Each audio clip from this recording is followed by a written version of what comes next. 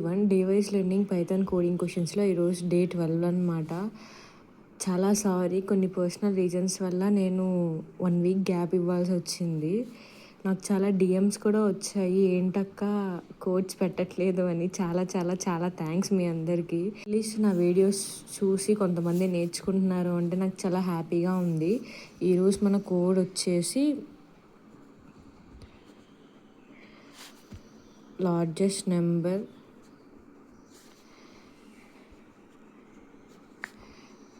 among 3 numbers.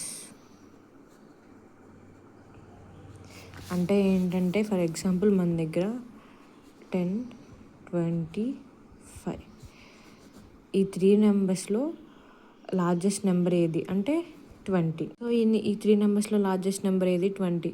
So మనం ఇక్కడ మాన్యువల్గా ఫైండ్ అవుట్ చేస్తాం. ఫర్ ఎగ్జాంపుల్ 5, 10, 1 ఈ 3 మెంబర్స్లో లార్జెస్ట్ నెంబర్ ఏది 1. సో మనం మాన్యువల్గా మనం చెప్తాము, ఇది మన వరకు అర్థమైద్ది, కానీ మన కంప్యూటర్కి అర్థం కావాలి కదా. సో మనం దానికోసం కోడ్ రాయాలి. ఫస్ట్ అసలు ఈ కోడ్ రాయడానికి మనకి 2 ways ఉండే.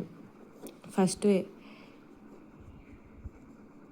ఇఫ్ ఎల్స్లో రాయాలి, అండ్ ద సెకండ్ మ్యాక్స్ అనే బిల్ట్-ఇన్ ఫంక్షన్ యూస్ చేసి రాసుకోవాలి. సో ఇప్పుడు మనం ఫస్ట్ వే చూద్దాము. ఫస్ట్ వే వచ్చేసి, ఇప్పుడు మనము ఏబిసి అనే 3 ఇన్పుట్స్ తీసుకొని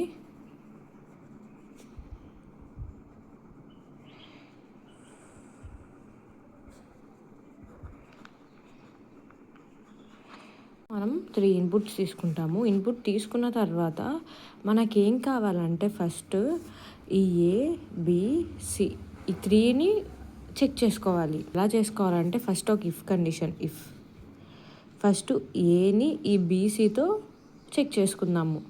first A greater than or equal to B అంటే, for example A value 10, B value 2, C value 3. First condition ఏంటి, ఏని బీతో చెక్ చేసుకోవాలి కదా. సో అందుకే A greater than or equal to B, and ఏని సితో కూడా చెక్ చేసుకోవాలి. సో అందుకే A greater than or equal to C. ఈ కండిషన్ ట్రూ అయితే మనము